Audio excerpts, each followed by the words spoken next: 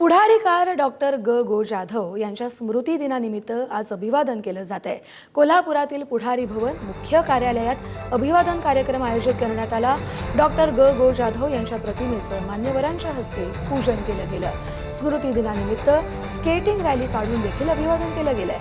गगनबावडामधील गगनगडावरून प्रेरणा ज्योतही आणली गेली आहे। गगनबावडा ग्रामीण रुग्णालयात रुग्णांना फळांचंही वाटप करण्यात आलंय। नाही म्हणलं